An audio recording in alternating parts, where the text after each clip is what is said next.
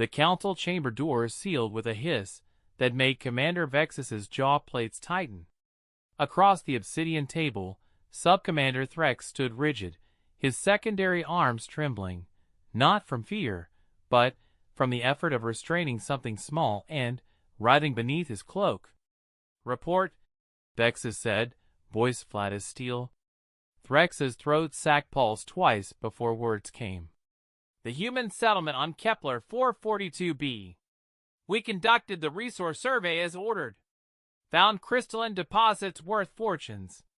But the humans—" His eyes, all 6 of them, dilated in sequence. "They refused negotiation. Became hostile. We needed leverage." The bundle beneath his cloak hiccuped. Vexus rose slowly, each movement deliberate. "What did you take?" "A juvenile. Small one, found wandering near their agricultural sector. No guards, no defense grid. They left it unprotected, Commander. We thought you thought."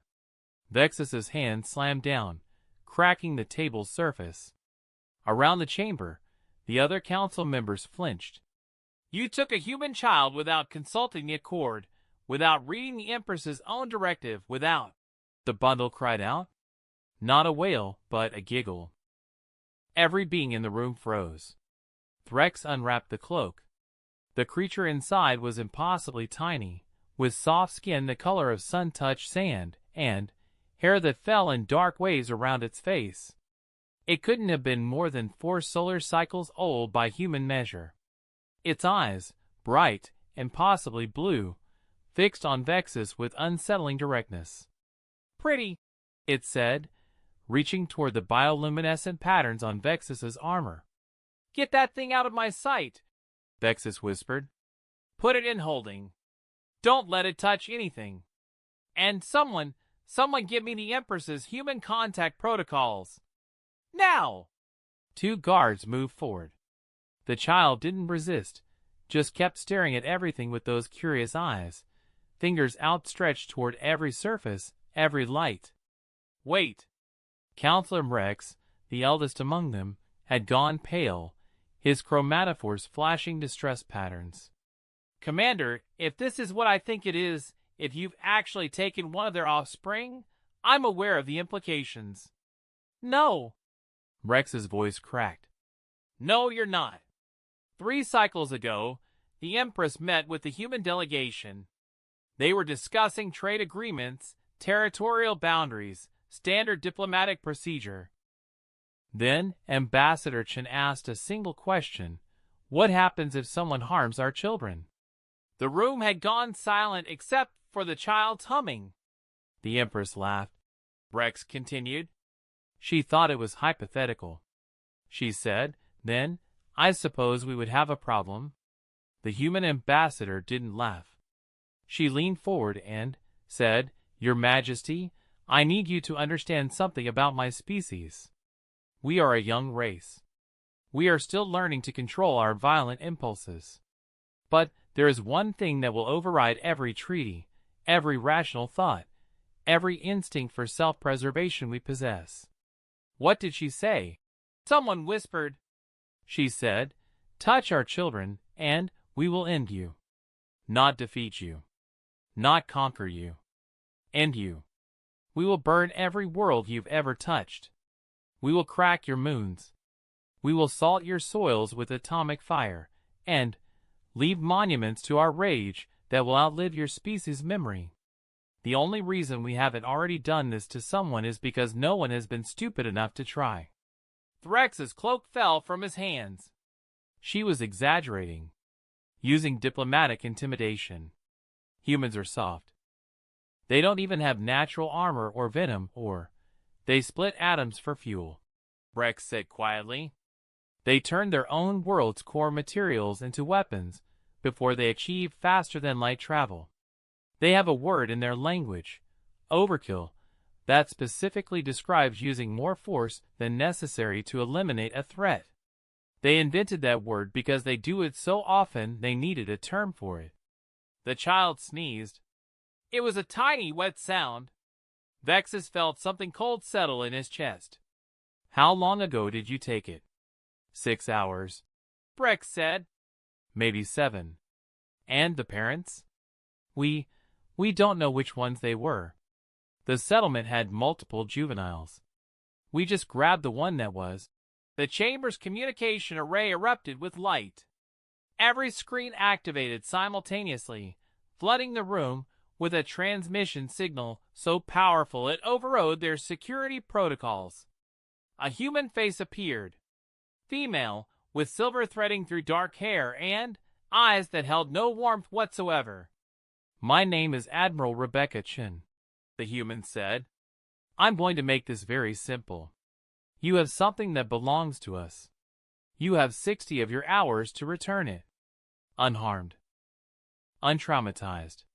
If the child has so much as a scratch, a bruise, or a bad dream because of what you've done, I will consider it an act of war. Admiral, this is a misunderstanding. Vexus began. I'm not finished. Chen's voice could have frozen stars. Behind me are 47 vessels. Each one carries enough firepower to glass a continent. We also have 3 colony ships in high orbit around your capital world. They're not full of colonists, Commander. They're full of kinetic strike packages. Tungsten rods, each one weighing 10 tons, capable of achieving 0.95 light speed before impact. We can drop them like rain. Someone in the council chamber made a choking sound. But that's not what scares you. Chen continued. What scares you is that we won't use them. Because if you hurt the child, if she comes home broken, we won't give you the mercy of a quick death. We'll make you watch as we dismantle everything you built, piece by piece, world by world, until there's nothing left but the memory of what you were and the lesson you taught the galaxy. Don't touch human children. The screen went dark. The child in the guard's arms started crying. Not the frightened wail of a terrified victim, but the tired, cranky cry of a small creature who wanted her parents. Vexus's hands were shaking. Give me a direct line to the Empress. Now! And someone, his voice broke slightly, someone find out that child's name. If we're going to return her, we're going to do it right. Through the chamber's windows, the first stars of evening were appearing. Among them, new lights began to bloom. Ships dropping out of faster-than-light travel. Dozens of them. Hundreds. The humans had brought their fleet. The child's crying intensified. Somewhere on the other side of the galaxy, parents were screaming their daughter's name into the void. And the countdown had begun. Vexus stood in the holding bay, watching through reinforced glass as the human child sat on the floor, surrounded by toys that the medical staff had frantically fabricated based on database images of human juvenile entertainment. She ignored all of them, instead stacking the food containers from her meal into increasingly precarious towers. Her name is Emma, said Dr. Krill, the station's xenobiologist. She held a data pad with trembling claws. Emma Christine Morrison, age 4 standard years. Parents are David and Sarah Morrison, agricultural specialists. They have no military background, no political connections, no leverage whatsoever. They were growing vegetables when we took her. When Threx took her, Vexus corrected. Does the distinction matter to the humans? Through the glass, Emma's tower collapsed. She laughed, delighted, and started building again. No, Vexus said quietly. I don't think it does. The door behind them opened. Vexus turned to find Empress Calyx herself standing in the doorway, her royal guard fanned out behind her. She was smaller than most of their species, but she carried herself with the weight of 300 conquered worlds. That weight seemed to have doubled overnight. So this is the child, Calyx said. Her voice was soft, almost gentle. It was the most terrifying tone Vexus had ever heard her use. Yes, your majesty. Calyx approached the glass. Emma looked up, saw the Empress's elaborate ceremonial armor with its flowing crystalline structures, and pressed her hands against the barrier. "Wow," Emma breathed. "You're sparkly." Something flickered across Calyx's face. "Dr. Krill, has she been harmed in any way?" "No, Your Majesty. She's actually been remarkably calm. We've provided appropriate nutrition based on human dietary requirements, maintained atmospheric composition identical to her homeworld, and kept physical contact to minimum necessary levels for her safety. She's asked for her parents 17 times. A guard added quietly. "We told her they were coming soon." "Were you lying?" "No, Your Majesty. One way or another, they're coming." Calyx studied the child for a long moment. "How many ships do they have in our system now?" 412, Vexus said. "More arriving every hour. They're not hiding their numbers. They want us to know exactly how much force they're bringing to bear." "Tactical assessment? We can't win. Even if we deployed every military asset we possess, the humans would overwhelm us through sheer persistence. Their ships are less advanced than ours in many ways, but they have more of them. And they're not fighting for territory or resources, Your Majesty. They're fighting for her." He gestured toward Emma, who had abandoned her towers and was now singing something off-key while spinning in circles. "That's a war we cannot win. I received a communication from their Admiral Chun," Calyx said. "She sent me a file. Would you like to know what was in it?" Vexus said nothing. "Historical records. Human history. Every war they've fought against themselves. Do you know what the most common cause of human conflict has been throughout their existence, Commander? Resources. Territory. Religion. Protection of offspring." Calyx's eyes never left Emma. "More than half of their wars, their revolutions, their genocides, all rooted in the perceived or actual threat to their children. They've toppled governments, burned cities, slaughtered millions, all because someone threatened the next generation. And that's what they do to themselves." The room had gone very quiet. "She also sent me a poem," Calyx continued, "written by one of their warrior poets centuries ago. It goes, 'If you hurt my child, I will not curse you. I will not rage. I will simply remove you from existence with the calm certainty of gravity.' That's not a threat, Commander. That's a promise." Emma stopped spinning and walked to the glass where Calyx stood. Up close, the size difference was staggering. The Empress towered over the child like a mountain over a stream. "Are you a queen?" Emma asked. Calyx's translator rendered the human child's language perfectly. "Yes, I am. My mommy says queens are supposed to be nice and help people. Your mommy is very wise. Can you help me? I want to go home. I don't like it here. The tall people are scary, and the food tastes wrong, and my bed is too hard, and I want my mommy and daddy." Emma's voice cracked on the last words, and tears began streaming down her small face. Vexus watched his Empress, ruler of an empire spanning 600 worlds, kneel down to eye level with a 4-year-old human child. "Yes," Calyx said softly. "I can help you. I'm going to take you home myself." Emma's tears slowed. "Really? Really? But I need you to be very brave for a little while longer. Can you do that?" The child nodded, hiccuping. Calyx stood and turned to Vexus. "Prepare my personal shuttle. I'm delivering her myself. Your Majesty, the risk is mine to take. If anyone bears responsibility for this catastrophe, it's me. I should have made the protocols clearer. I should have ensured that every member of this empire understood that human children are not bargaining chips, not leverage, not commodities. They are the single most protected thing in this galaxy, and we violated that protection. The Council will never approve. The Council will do as they're told or find themselves explaining to 400 human warships why their Empress's shuttle was delayed. Calyx's voice could have cut diamond. We took this child through our negligence and our arrogance.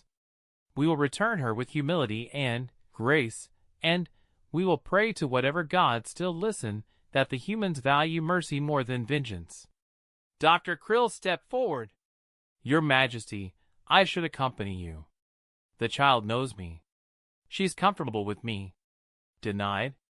If the humans decide to retaliate, I won't have multiple casualties on my conscience. With respect, Your Majesty, you're too valuable to risk. And Emma Morrison is not? Calyx's question hung in the air like a blade. This is precisely the attitude that created this situation. We viewed her as expendable. As a tool. The humans don't see any child that way. Perhaps it's time we learn from them. She walked to the holding bay door. Open it. The guards hesitated, then obeyed. Calyx entered, and Emma looked up at her with wide eyes. Hello, Emma, Calyx said, lowering herself to one knee. My name is Calyx. I'm going to take you to your mommy and daddy now. Okay. Emma held up her arms in the universal gesture of a child wanting to be carried. Vexus watched his empress, the conqueror of worlds, the iron-fisted ruler who had never shown weakness in 4 decades of reign, carefully lift the human child into her arms. Emma immediately grabbed onto Calyx's ornate shoulder plates, legs wrapping around the empress's torso in a grip that would have been touching if not for the circumstances. You smell funny, Emma announced. I imagine I do, Calyx said. You smell different to me too. But not bad different.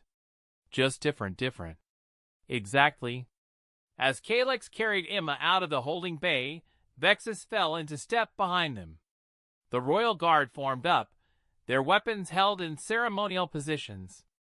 They weren't there to protect the Empress from the humans. They were there to witness what happened next. The shuttle bay was eerily quiet when they arrived. Calyx's personal craft sat ready, its engines already humming. Through the bay windows, the human fleet was visible as points of light against the darkness, arranged in a pattern that looked almost peaceful until you realized each point represented enough destructive power to level a city. Your Majesty, Vexus said quietly, what do you expect to happen when you arrive? Calyx adjusted Emma in her arms, gently supporting the child's head. Honestly, I have no idea. The humans might accept the child's return with grace and diplomacy. Or they might open fire the moment my shuttle drops out of faster-than-light travel. Both responses would be justified. Then, why are you doing this? Because it's the right thing to do. Because this child deserves to go home. And because if our positions were reversed, if a human had taken one of our offspring, I would want the same courtesy extended to us. She began walking up the shuttle's ramp, then paused and looked back. Commander Vexus, when this is over, you're going to draft new protocols. Every ship, every station, every military outpost and civilian colony in our empire will receive explicit instructions about human children. They are never to be threatened, never to be detained, never to be used as leverage for any reason. Is that clear? Yes, Your Majesty. And Threx? Already in custody, Your Majesty. Keep him there. If the humans demand justice, he's theirs. Calyx's voice went cold. He made this choice. He lives with the consequences. Emma yawned against Calyx's shoulder, her small body relaxing into sleep despite everything. The Empress's expression softened in a way Vexus had never seen before. She trusts you, he observed. Children are remarkable that way. They forgive easily, trust readily. It makes them vulnerable. It's also what makes them worth protecting. Calyx shifted Emma gently. I'm leaving now, Commander. If I don't return, you're to sue for peace immediately. Give the humans whatever they ask for. If they want territory, give it to them. If they want reparations, pay them. If they want Threx's head on a spike, deliver it gift-wrapped. Your Majesty, that's an order. She entered the shuttle, and the ramp began to close. Oh, and, Commander? Tell my daughter she was right. I should have listened to her about the humans. They're exactly as dangerous as she warned me they would be. The ramp sealed. The shuttle lifted smoothly, rotated toward the bay doors, and shot out into space. Vexus watched it go, a tiny speck of light heading toward a fleet that could annihilate worlds. In his entire military career, he had never felt more helpless. The shuttle's proximity alarms began screaming the moment Calyx entered human-controlled space. 6 destroyers immediately matched her velocity, weapons locked, and Emma stirred in the passenger seat where Calyx had carefully secured her with restraints designed for smaller beings. "This is the Imperial Shuttle Sovereign Dawn," Calyx transmitted on all human frequencies. "I carry Emma Christine Morrison. I am unarmed. I am alone. I am requesting permission to deliver the child to her parents." Silence stretched for 10 seconds. 20. 30. Then, "Sovereign Dawn, this is U.S. Retribution. You will proceed to the following coordinates. Deviate from the specified course by even 1 meter, and we will reduce your shuttle to atoms." Acknowledge. Acknowledged, Retribution. Beginning approach now. The coordinates led her to what could only be described as a wall of human ships. They had formed a sphere 3 layers deep, with one opening barely large enough for her shuttle to pass through. Every gun, every missile port, every weapon system was trained on her vessel. Emma woke up, rubbing her eyes. "Are we there yet?" "Almost, little one." "Will my mommy and daddy be there?" "I certainly hope so." The shuttle passed through the gap, and Calyx felt her blood chill. In the center of the sphere sat a single human vessel, larger than the others, with lights spelling out words in both human script and universal trade language, U.S. Fury of Earth. "Sovereign Dawn, you will dock with the indicated port. Once your shuttle is secured, you will exit with the child. Any sudden movements will be interpreted as hostile action. Do you understand?" "I understand." The docking procedure was the longest 5 minutes of Calyx's life. When the shuttle finally locked into place and the airlock cycled, she unstrapped Emma and lifted her carefully into her arms. The child wrapped her arms around Calyx's neck. "I'm scared." "I know. But your parents are very close now. You'll see them soon." The shuttle door opened. The corridor beyond was lined with human soldiers in full combat armor. They didn't point their weapons directly at her, but the threat was unmistakable. At the far end of the corridor, Calyx could see an open area, probably a cargo bay or shuttle hangar. She walked forward, each step measured and careful. Emma's breathing had quickened, her small hands gripping Calyx's armor so tightly that her knuckles had gone white. The corridor opened into a massive hangar bay. More soldiers lined the walls. In the center of the space stood Admiral Chen, flanked by 2 other humans in military dress. And, beside them, 2 people in civilian clothes who looked like they hadn't slept in days. "Mommy!" Emma's scream was so loud and sudden that Calyx nearly dropped her. The child was squirming now, fighting against Calyx's grip with surprising strength. "Daddy! Mommy!" The 2 civilians broke ranks and ran forward. Calyx knelt down and released Emma, who launched herself across the deck into her parents' arms. The sound Sarah Morrison made when her daughter collided with her chest wasn't quite a scream and wasn't quite a sob. It was something more primal than either, a noise that transcended language and spoke directly to every species that had ever known the fear of losing offspring. David Morrison had his arms around both of them, his face buried in his daughter's hair, shoulders shaking with silent tears. Calyx stood slowly, aware that every human weapon in the room was still tracking her movements. Admiral Chen approached, her face unreadable. Thank you for returning her. It was the only acceptable course of action. You brought her yourself. You, personally. The ruler of an empire. Why? Calyx glanced at Emma, who was babbling something incomprehensible through her tears, while her parents held her like they would never let go. Because I have children too, Admiral. Because I understand what was taken from those people. And because this situation occurred under my authority, which makes it my responsibility to correct. Chen studied her for a long moment. She appears unharmed. She is. We were careful. But trauma isn't always physical, and fear doesn't always leave scars you can see. Calyx straightened her shoulders. The individual responsible for taking her is in custody. If you want justice, we want him. Then he's yours. Just like that? Just like that. He violated the most fundamental law of civilization, the protection of children. He deserves whatever punishment you deem appropriate. Chen's expression shifted slightly. Not quite approval, but something close. You've seen our fleet. 412 ships at last count. Probably more by now. 473. More arriving hourly. Do you know why we brought so many? To demonstrate overwhelming force. No. Chen turned to look at Emma and her parents. Because every human parent who heard about this wanted to come. We had to turn away thousands of volunteer ships. People who had never fired a weapon in their lives, demanding to be armed and sent here.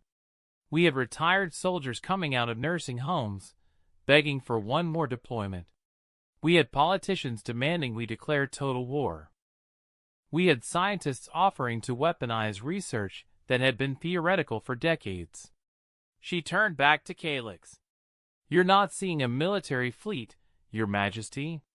You're seeing what happens when you threaten human children. This wasn't a military response. This was every parent in human space saying not our children. Calyx felt something cold settle in her chest. I understand. I don't think you do. Not fully. But you've begun to, which is more than I expected. Chen gestured toward the exit. Your shuttle is clear to leave. We won't stop you.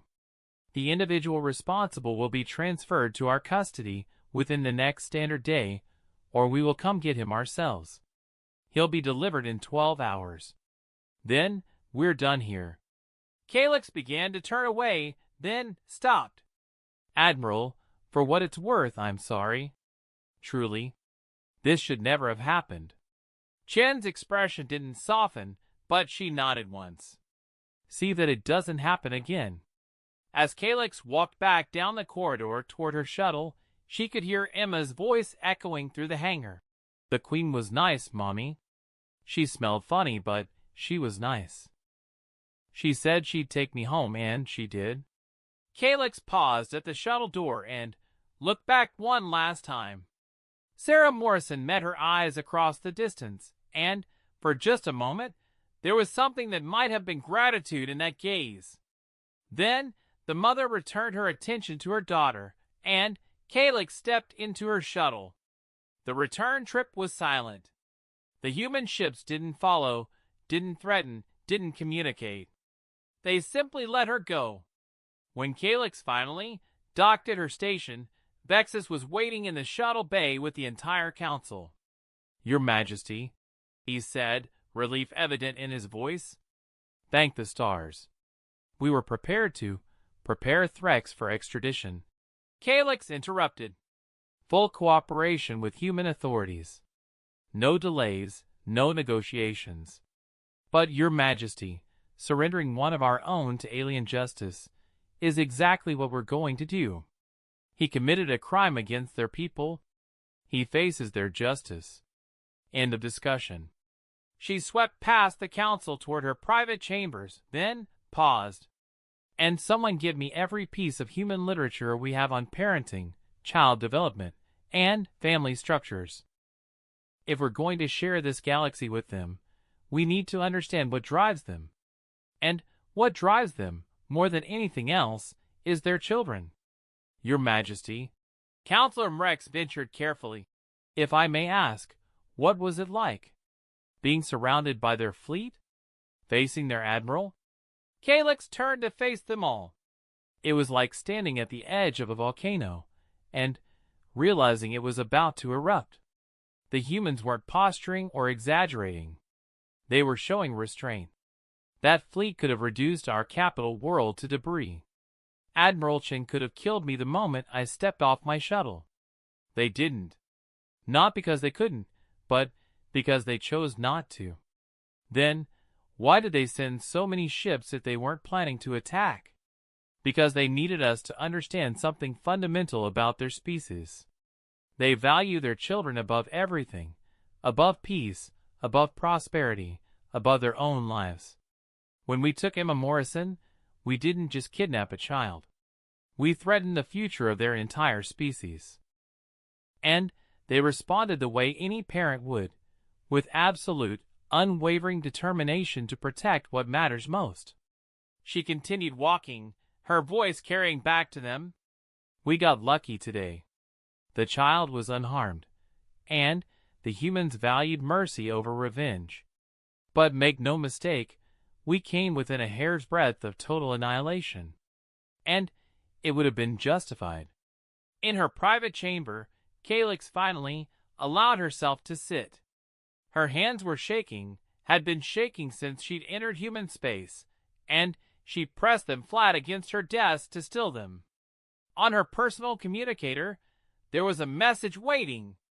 The sender was listed as Admiral Rebecca Chen. Against her better judgment, Calyx opened it. The message was short. Thank you for bringing her home. We understand this was not your personal fault, and we appreciate that you took responsibility regardless. Consider this matter closed, but also consider it a lesson learned by both our species. Humans protect their young above all else.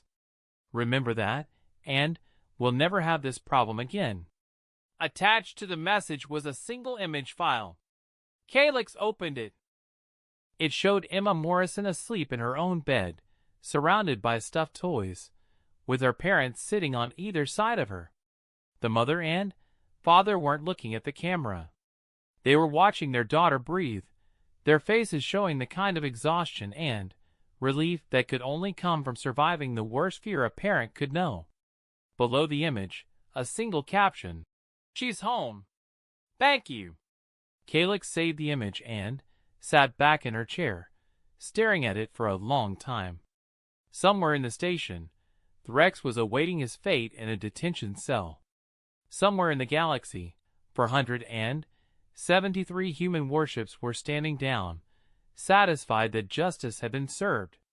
Somewhere on Kepler 442b, a small child was safe in her bed, probably dreaming of sparkly queens and tall, scary people and the adventure she'd had.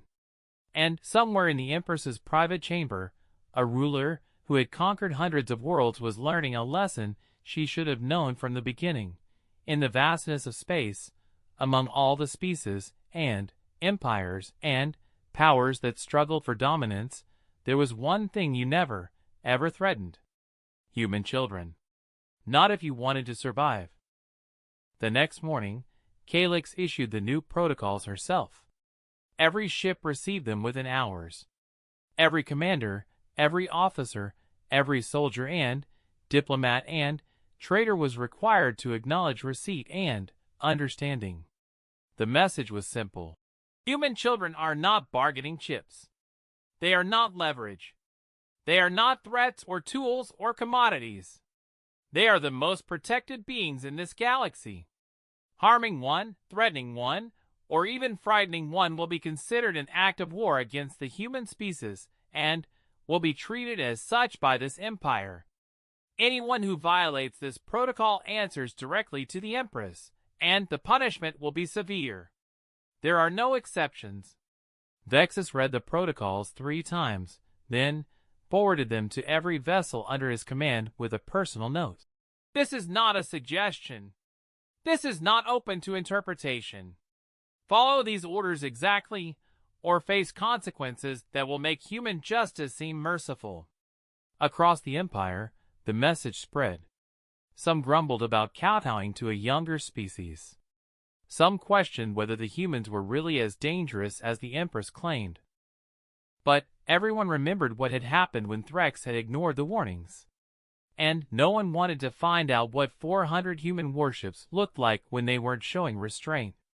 3 days later, Threx was transferred to human custody. He went quietly, his spirit broken by the realization of what he'd unleashed. The humans tried him quickly. The verdict was unanimous. Vexus received the notification of Threx's sentence, 50 years in a human prison facility, during which he would work in their agricultural sectors, learning, as the judge put it, the value of the life he so carelessly disrupted.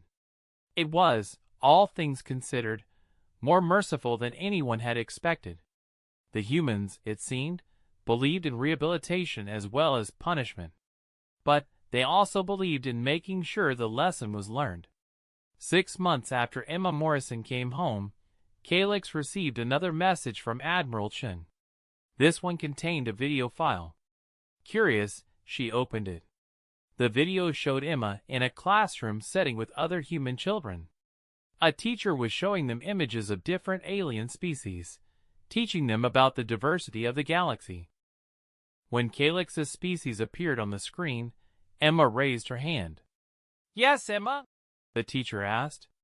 "I met one of them," Emma said proudly. "She was a queen. She brought me home when I got lost. She was really nice." The teacher smiled. "That's wonderful, Emma.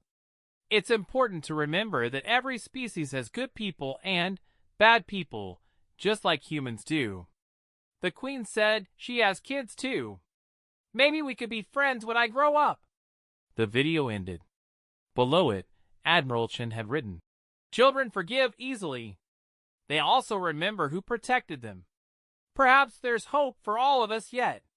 Calyx saved that message too, filing it away with the image of Emma safe in her bed. Outside her window, the stars shone with the same cold light they always had. But now, when Calyx looked at them, she saw something different. She saw a galaxy where 400 ships had mobilized to save one small child. She saw a species that valued its future more than its pride. She saw what humans called hope. And she understood, finally, why they were the most dangerous species in the galaxy. Not because of their weapons, or their numbers, or their determination, but because they loved their children enough to burn down the universe to protect them. And that kind of love was more powerful than any empire could ever be. In her bed on Kepler 442b, Emma Morrison slept peacefully, unaware that she had almost started a war. Unaware that she had also, perhaps, prevented the next one. She dreamed of sparkly queens and stars and home, safe in the knowledge that she was loved. And, across the galaxy, an empire learned to fear not the weapons of humanity, but their devotion to the next generation. It was a lesson that would echo through the stars for centuries to come. Don't touch human children. Not ever. Not if you want to live.